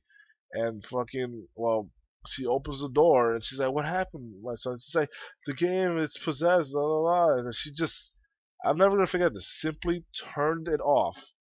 Like I tried doing it and it was off. And I was like, what the fuck, And I went out, I stayed outside for like a good 2 hours. I didn't come back in. I was just like, ah, she's like, mi hijo, come back in, like, vete para atrás, ven aquí. It's like, mi hijo, ven aquí, quiero decirte algo, something. And I was like, no, ma, I'm not coming back inside the house. And we didn't have a door, you know what I'm saying? We just had the gate, so you can see everything in our living room, everything. I mean, we really had those kind of homes. Like we didn't have anything like protected or safe, secure. I live in a third world country. So it was like that. So and I stayed outside and I was just staring at the TV like you son of a bitch. Eventually I came back inside the house because I was getting hungry and dinner, and I just turned the game back on and I just started playing it because I felt secure that my mom was around, and I just played the game normally. And as I grew older, it started. I don't know. It's crazy. It's an interesting story, but yeah, that's pretty much what the second one, the second trial was. I was in a place I could not escape. Uh, Mirrors everywhere, so it felt like I was being watched from all sides. And no matter where I looked, I was always being targeted. A TV that flashed on and off with the scariest shit like that my mind could produce at the moment, that my subconscious could produce. Something that would legitimately scare the fuck out of me. A scary face, a satanic, demonic face that would constantly say something really cryptic and would scare me. And I mean, as a kid, that would scar any kid. So even though I was a kid and I still had the emotions of a kid, like fear and all that, I still had the mentality of a 22-year-old or however old I was in the dream. So I still could think really smart shit and I could come up with plans. So like, I threw a chair at the fucking the window, and I tried jumping out the window. Long story short, bad fucking idea. I ended up back inside the room, and I mean, let me simplify this for you. The what I had to do in the end, not some of you might be thinking unplug the thing from the wall. No, that's not what it is. Because I tried that once, and the fucking shit plugged right back in. So what I had to do was jump inside of the television. Like, who the fuck is gonna know that? Like I tried turning off the cable, I tried everything, antenna, messing around with everything, breaking the mirror, breaking the television. It just didn't work. So I went. I just jumped inside the television. That's it. I was done with trial number two. Trial number three. The one thing I was scared the most of as a kid was being left alone in the house where I couldn't open my door and I was surrounded by toys. I'm not even kidding you. This scared the living shit out of me as a kid. I'll tell you why. I'll tell you exactly why. I'm telling you all of my fucking deep dark secrets. I'll tell you exactly why I feared that shit. Because back when I was a kid, right? I, a friend of mine. I used to be a very gullible kid. A friend of mine, when I moved to America, he said he had a Power Ranger toy, and we were, every kid does it, where they have a friend or two, or actually they have a group of friends where they talk about scary shit, like I saw a ghost in the closet, blah blah blah. And then my friend said like swore on his life, and to me back then swearing on your life meant the absolute truth. So I mean, fucking, he swore on his life that his mom bought him like a giant plush version of like a Power Ranger, like the Red Ranger, or was it? Yeah, it was a giant plush version that was like life size, like kid size. It was like a little bit taller than he was, and he was like four or something. So we're looking at a toy that's pretty tall and that has like a sword and gun and some shit, and blah blah blah, whatever. So he's telling us this story, and he's saying how his mom left one day, and he went to the mirror and he said, "Satan, Satan, be part of me," something three times, like he was trying out that rumor. and eventually the fucking Power Ranger toy like came to life and like did like fucking duels with the kid. I don't know why I believe this fucking dumbass story. He said he dueled him and he had a cut to prove it. It was like a tiny little cut on his like index finger. It's like now that I think back on it, I was like, I'm so fucking retarded. Like, why would I believe that? But like, he told this epic tale about how he fought for his life against this Red Ranger, and like how he defeated him, and he ripped off his head and shit, and then his mom came back. Like, I don't know what he told his mom or something, but he's like, it was an epic tale, and like we got rid of that Power Ranger toy, and it kind of reminded me a lot of Chucky. You know the Chucky movies, and I was kind of afraid of that when I was a kid. I was afraid of Chucky, and I was afraid of Gremlins, yo, and Tremors. Oh my god, man, I was afraid of that shit. So, and I believed them. So when I got home, my mom bought me a fucking Power Ranger. I swear to God, it was. I'm not even kidding you, but it was the robotic one, the one that makes noise. It was a fucking. It was a not big one, but it was like 2, 3 feet tall. So right, and it was metallic, and it was not the Red Ranger. It was like the vehicle, the robot itself, and it had like a sword as well, and it had like a fake ass gun in its hand. And I was like, "Holy shit, ma! What the hell did you buy me?" And it's like, "Don't you like Power Rangers?" I don't watch Power Rangers, ma. I just know about the show. My friends talk about it all the time. So she got me the Power Ranger, and she's like, "Oh well, I'm not spending like giving this shit back. This costs a lot of money. It costs me like $25." I'm like, "Ma, you know." So she's like, "Oh well, I had to go to work right now because she used to work as a saleswoman. I forget for Sprint. She was a representative for Sprint at the time. So I was like, she left me alone. My dad back then when he and I were still cool, he was like working, he was building some kind of layout for a house, and my siblings. I don't think I had siblings. Yeah, I did. Yeah, I did. But I had siblings. However, they were being babysat. I think. Yeah, that's what it was. And I was such a responsible kid back then. I was entrusted to the house. You know what I mean? I was a fucking responsible kid. I had keys to the house, to my house when I was fucking 5.5 years old. And I left to and from. I fucking made food when I needed to, right? I knew how to live, even though I had no parents around.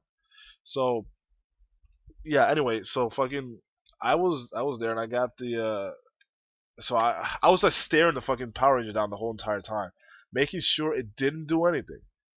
Yo, but I swear, I don't know what it is.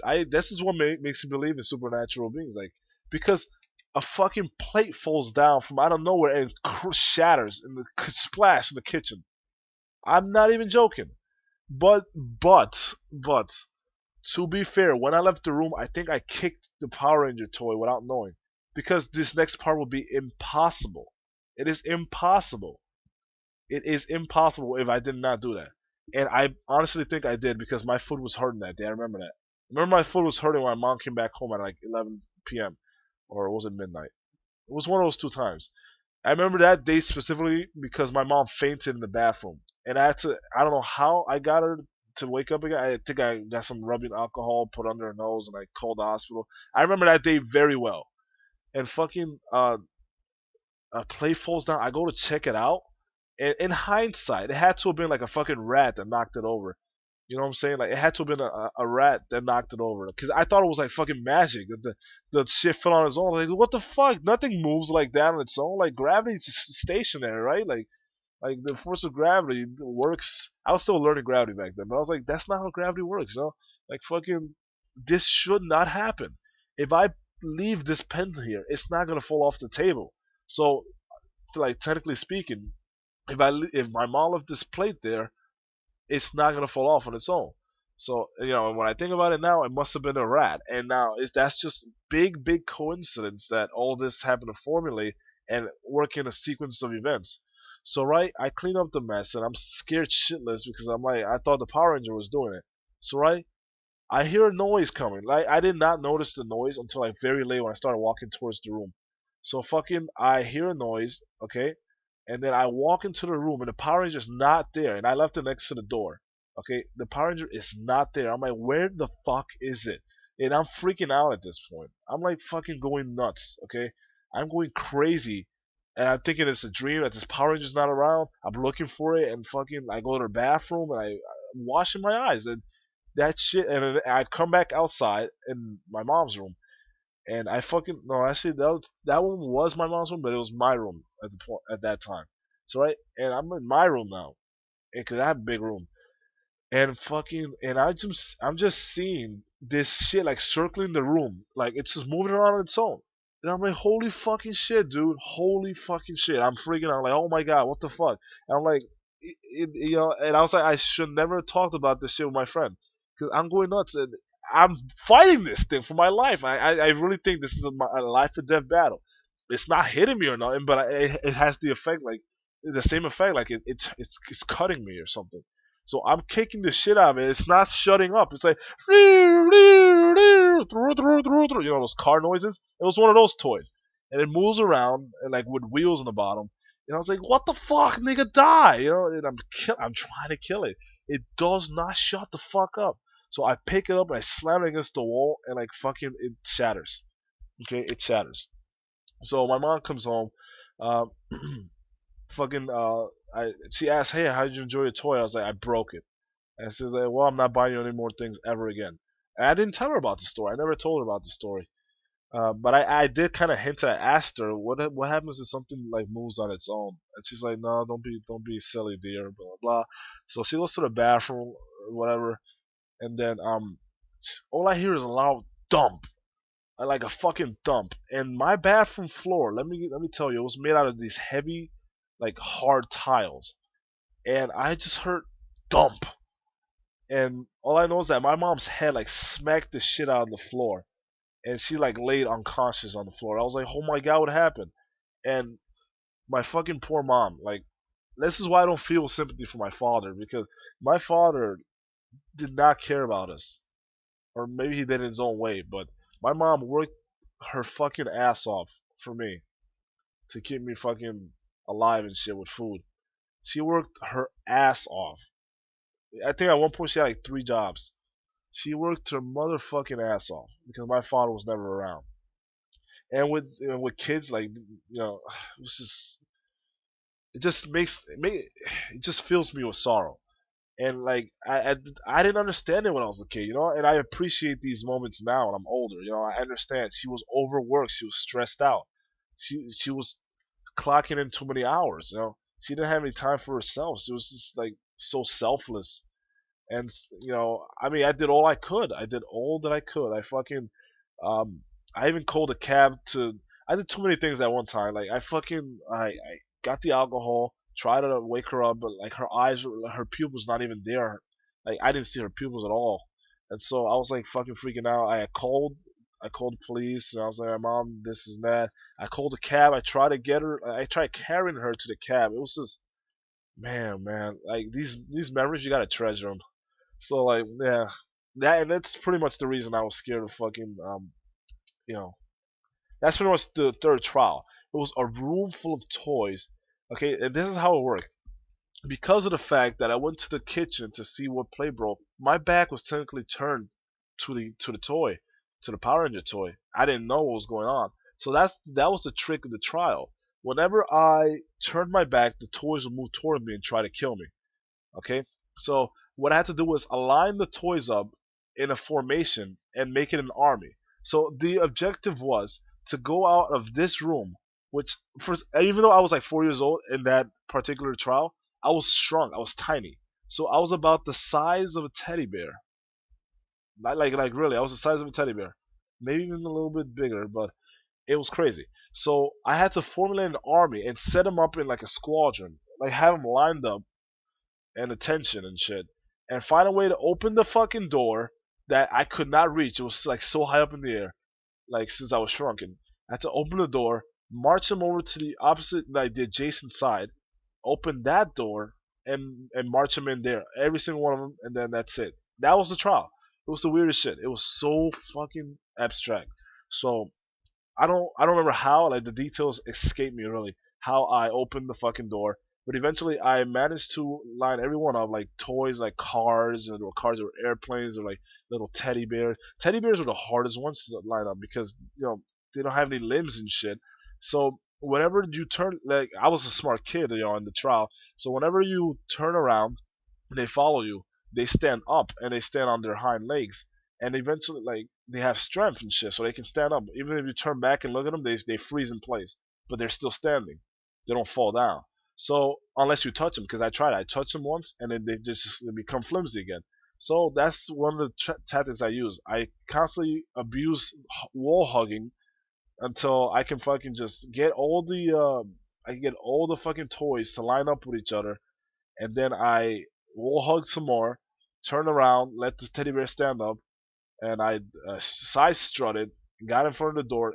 They all followed me. They try to kill me and shit.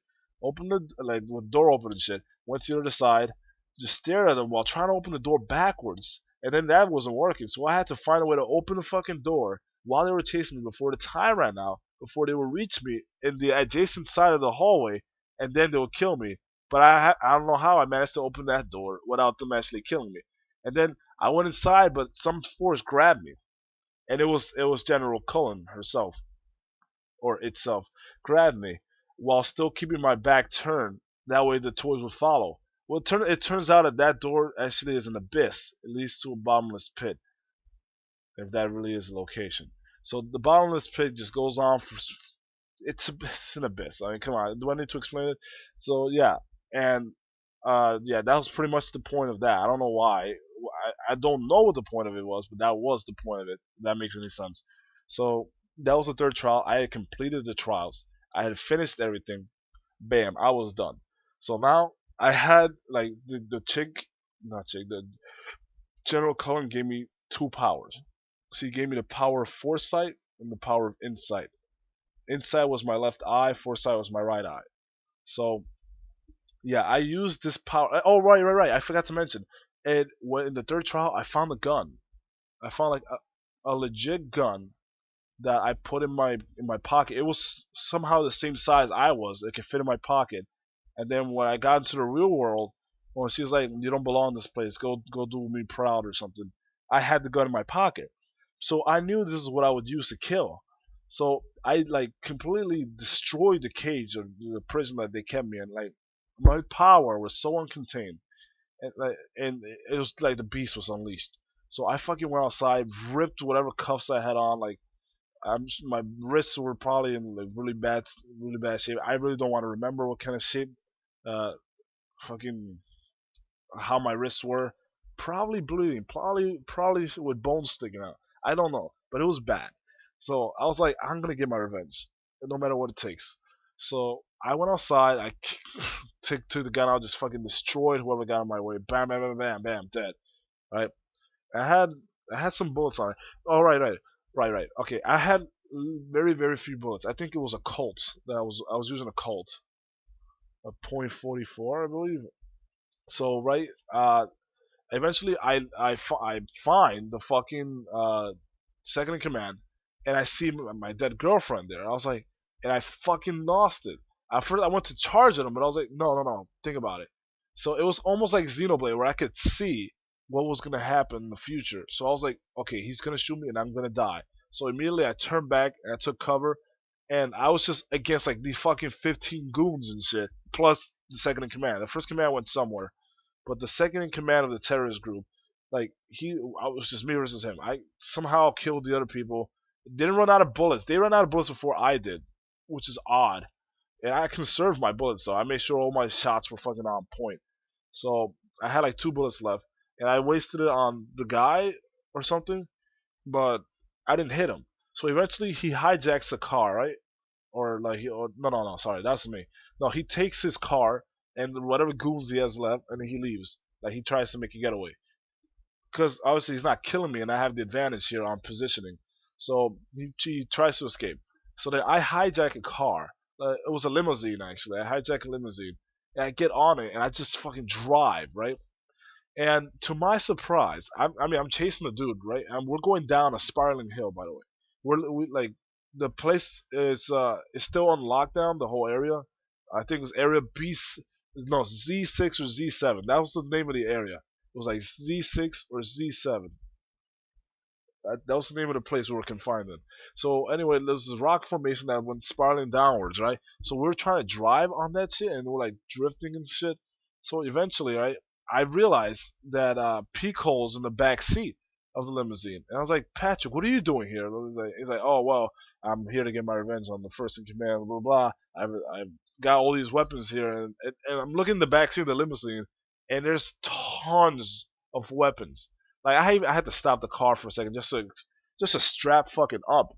I just dropped my gun, the one that I got from hell, and then I just hook up with some Berettas and shit. I get some knives. I put the shits in my pockets, like strap pockets, conceal them, and I get a shotgun put in my back, and yeah, just fucking Berettas, mad bullets, and I'm just strapped. So that's what I got. I got the two Berettas, and I got the shotgun. Like it was a pump action shotgun. So I was like, I'm ready. You know, I have plenty of ammunition. I can fucking do this. So I eventually went. I caught up with him with the limousine to the car, and like we're going down this hill. It's no longer spiraling, but we're going downhill. It's like a long, long way down. And right, I can't catch him because he's too far away. I mean, I caught up to him, but like I can't catch him. Like, and I'm like, here, Patrick, you take the seat. I mean, you take the driver's seat, and I went to the secondary seat, and I'm just like shooting with all the ammunition. So I take like an AK, and I'm just shooting at the nigga, and I'm like, fuck, I can't. You know, he just doesn't die. I'm trying to shoot the exhaust pipe, everything that I can, wheels, tires, like nothing's working. So I'm like, fuck this. So I was like, Pico, I was like, Patrick, you got my back, right? He's like, yeah, we got this. So right, I was like, okay, I'll see you further down because I had scoped because my foresight that there would be a place down where it's like near a beach, like where the hill ends, and so I was gonna see if I could meet him there, like meet him to it. So crazy ass fucking me jumped out of the limousine at like top speed, somehow kept my momentum, and then jumped off the side of the hill. Like I just like slid down it. So I wasn't really hurt or nothing, but it was a huge shortcut to where the jeep that these guys were trying to get away at where it was at. So I like jumped from a distance and I landed on the top of the jeep, but like I just like shot downwards with my Berettas. Well, no, I think no. I shot with the shotgun first, and then I took out my Berettas, and I just fucking like killed whoever was inside. I just killed like these all the goons that were in there. They were just trying to kill me, and I just fucking them out. It was bloody as shit. There was this one guy who thought he could handle me, right? He was about to hit me, so then I took the shotgun, and oh my god, dude, I just fucking what I do? It's so like I really don't want to remember. I know I blew off his arm, but I don't want to remember how it happened. But all I know is that I blasted a hole. Like okay, you see how your arm is, right? You see your elbow joint. Pretty much, I blasted his elbow joint out of existence. Like it wasn't even around. So his forearm fell to the ground, and the rest of his arms was attached. It was like leaking with blood. Just his fucking elbow was gone. So that nigga he wasn't getting up. He was dead. So God, I feel it makes me want to throw up when I think about it. So oh right, I forgot to mention. Right, I got pistol whipped before I lost consciousness by the second in command, but that's a while back. Okay, back to the main story. So he's in the driver's seat, right? He's driving. He's trying to get away. So fucking, I just take a gun and I point it at him, but he swerves, right? So we like are rotating on the road, and we just ba ba ba ba ba ba rolling down, and we hit a like fucking massive tree and rock combination, like down where the beach is at. So we get out, and we're like all fucked up. But like, no, I mean, like before that, I mean, the car itself went down, but like um, fuck, what happened? Oh, right. I took my shotgun, right, and I shot the fuck. No, I didn't shoot him. Damn, I'm forgetting my details. Oh no, I see what happened. No, since he pistol whipped me, I pistol whipped him back, but I shotgun whipped him this time.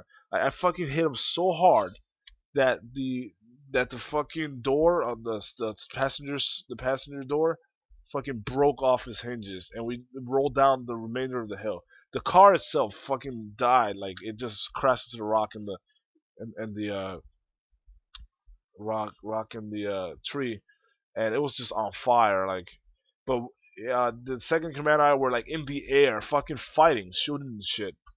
We're like in the air, falling down this hill, like before we even made contact with something.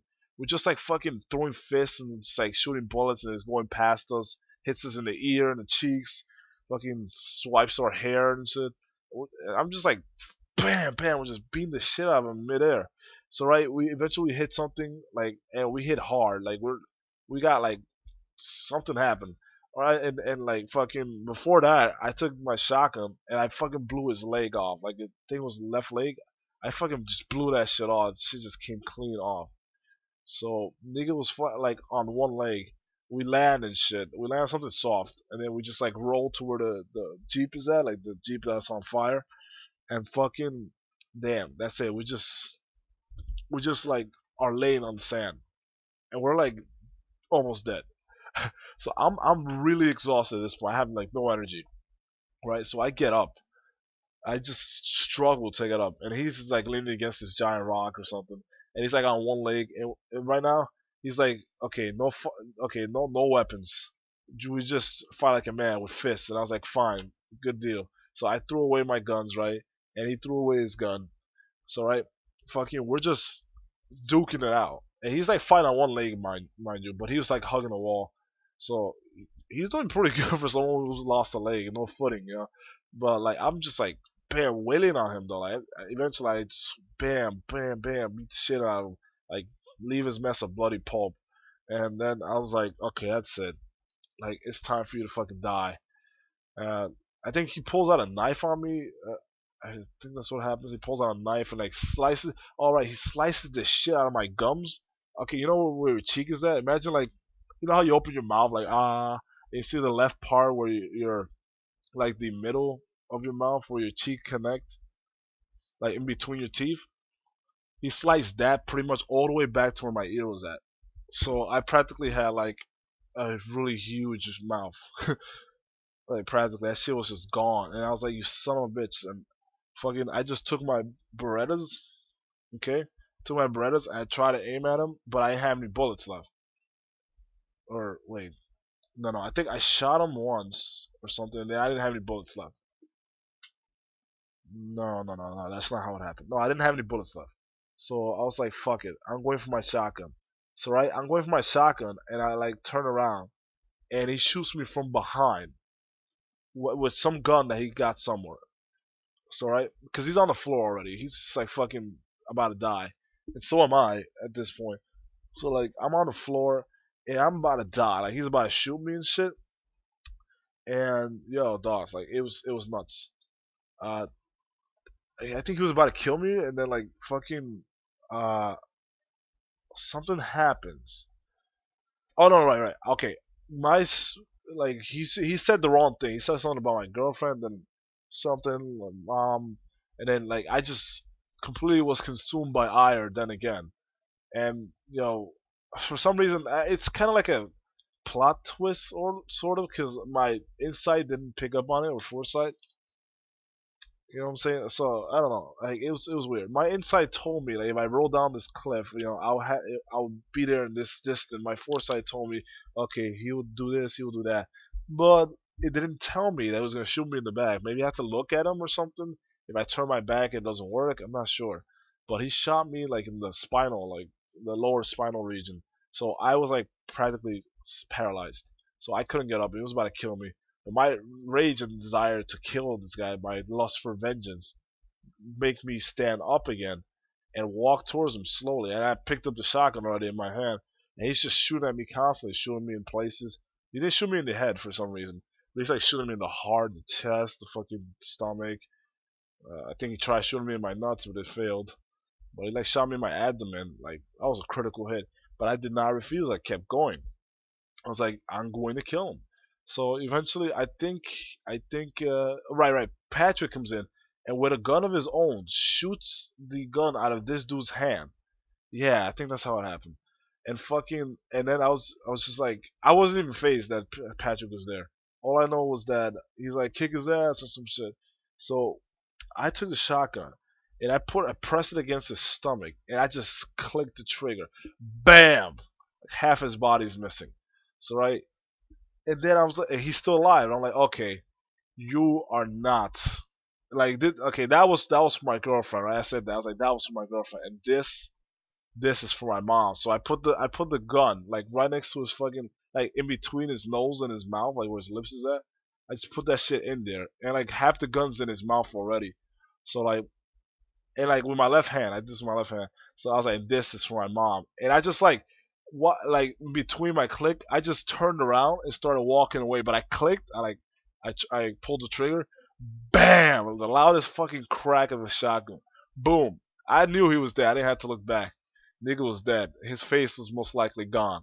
So right, I mean, if he wasn't dead, Patrick would have said something, you know. So I just turned around like a fucking boss and just started walking away with the shotgun in my hand. It was like all slow motion at this point in the fucking game, not the game, the dream. So fucking, I'm over here just I'm walking up the hill, and I get up to Pico, and I just faint. I just fucking faint. He's like, "Yo, man, you're right," and that's the last thing I fucking remember. After I fainted, you know, the rest becomes really a fucking haze because apparently I went up to heaven to like the 12th, not kidding you, the 12th level of heaven, and I met my mom. I forgot what her code name was, but I met her, and for the for fucking for the life of me, I can't remember what the fuck it was. Like God forbid, I can fucking I can go to no, I can go to hell, right? I can remember everything that happened in hell so fucking vividly, but God forbid I go to heaven and learn some hidden truth about myself, and I can't remember that shit for shit. What the fuck? How does this work? No balance. So anyway, I made my mom talk to her about something important that it's taboo for me to remember for some damn reason. God's like, no, nigga, you must not know. So I go back down and I wake up. I'm conscious again, but this time I'm in an area that's unfamiliar. I'm neither at the Central Command Center, neither at, oh, I mean, nor the KI military, nor the Metropolis, but I'm at the Immortal Ones. I am at the Immortal Ones. I am in the location past the hospital center. So I was taken there, and I don't know for what reason. And I mean, actually, I do know. But in the dream, I was trying to put two and two together. I was trying to put two and two together because they were experimenting on me. And lo and behold, they had a fucking huge crystal shard collection thing that they were trying to complete with different selection of crystals from different constellations. Like it's I'm not even kidding you. They had assembled like almost half of a fucking crystal, and it was scary. So when I saw that, my eyes widened, you know, and I saw some other troop that I can't fucking remember. Okay, but just to name a few, just to name a few, like the shard on Venus was called mm, Iris, I believe. I believe it was called Iris, and the one on Andromeda was called. Oh Jesus Christ, I can't remember. I can't remember. That one was important. That one was fucking important. But anyway, they injected me with several of those. One from Venus. Apparently, they had found a way to reach Venus. I think I don't want to believe this, but I think they might have had Solaris in that collection, or they might have put it at the center, and it makes sense. I think so, but I didn't get to see if they really did have Solaris, but like the Atlantean Solaris. So anyway, that's what had they injected me or infused me with Iris, with the one from Andromeda. I forget the fucking its name. There was another constellation. I don't remember what it was. And then the final constellation. There was four of them. The final constellation was a shard from Mira called Atma. And I was like, this has got to be a joke. Like I'm just like, that's my fucking name, you know. Like, and then they infused me with that. And so all I know is that when the final one was inserted into me, like it caused some kind of reaction, and I don't really remember what happens afterwards because the dream fucking ends. All I remember was last seeing the only appearance in the whole dream of Lukagen and NCS were the ones that experimented on me. That was the last thing I remember in that dream, and it was all through my eyes. Like I had seen it. It was experiments there. People were experimented on. It was a giant room where all these scientists and researchers were just doing hidden experiments. I saw some like cats mixed with weird shit. Um, I saw some fucking like angel things, fucking chimeric beasts, weird stuff. I saw some really weird occult shit there, And all I remember last is that once the Amma constellation was placed upon me, courtesy of the Mira constellation, I mean the Amma shard was placed on me courtesy of the Mira constellation. I must have like something happened. You know what would have been funny if they put an Illumina shard within me. That I would have laughed. I mean, they put four in me, right? There was Iris, that one from Andromeda. I can't fucking remember the name. Uh, I'll be damned if that third one was Illumina, and then the fourth one was Am. I remember that. It caused a reaction. Something happened within the lab, but I was whitening out. Like I was not even looking at what was happening because like all I saw was white, and then I had woken up and I was like shivering. I was like cold as shit. And it was like 82 degrees inside my apartment. It was so weird. It was so fucking weird. Yo, I've been talking since like 11 in the morning, and it's 4:34 p.m. Holy fucking shit, dude. Oh my god. Will anyone ever listen to this fucking thing, podcast, whatever you want to call it? I don't know. I have no idea. But that was my dream in a nutshell. Maybe people will enjoy it. Dude, no one's gonna listen to this. It's too long. Oh boy. Well, this is gonna take forever to fucking render and edit. So, yep. That's the way a cookie crumbles, I guess. Thanks for listening, I guess. If some of you, no, no one's here. I could say anything I want. No one's listening. I could just be like, fuck, blah, blah, blah. No one's gonna know because no one's watching. And I'm just pulling a lancer right there. But definitely thank you for sticking through, I guess. I don't even know what to say at this point. I'm just fucking, I'm flabbergasted at the fact that I've been talking for so long. And shit, dude. Well, I guess that's it. That's my story. No, no, I sound like fucking Titus. No, but really, that's my story. That's the dream. I had this couple, like maybe a week ago. I had this dream, and I did not write it down. So it's all working on memory for me at the moment. I think this is a good script. I honestly think this is a good script. Like I had so many ideas for movies, but this would definitely be one of them. Like if I was ever a director or something, I would make this a movie because this is fucking like you have no idea. I might have explained it in the stupidest fucking way possible, knowing myself. But if you had envisioned the dream the way I did, it would make a killer movie or anime or something. It was just awesome, or a game even. It can make a good game, I'm sure. But a game can't capitalize on it unless there's like voice acting and like real plot. But I don't know. I think it worked more as a movie special or an anime. Actually, an anime works best because there's lots of backstory to how the Earth came to be Sumeru and all that shit. All right, I'm rambling at this point. I'm sorry. Thank you for listening. Thank you for tuning in to my shenanigans. I don't know if you'll listen to an actual hour and a half or however long this was, but thank you anyway. And I'm very grateful that you were here to listen to this. Tell me what you think. Actually, what do you think this dream means? I mean, because I figured out several things about this dream already, several hidden things, like hidden meanings.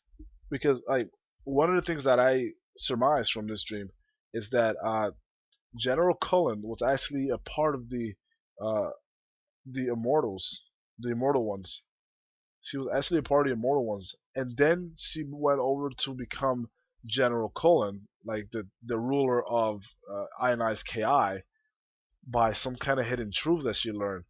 However, she never really disputed or even mentioned any word of like her notions, her ideals, her motives, nothing. She was just the most mysterious woman out of all of them. And yeah, this story really does revolve a lot around her. Uh, yes, now at this point, I really should end the video. Thank you once again. If I say thank you again, I'm gonna punch myself in the fucking stomach, and I'm hungry. So I'll see you all at the next video or anything like that. So see you all later and have a good one. Keep styling. Peace.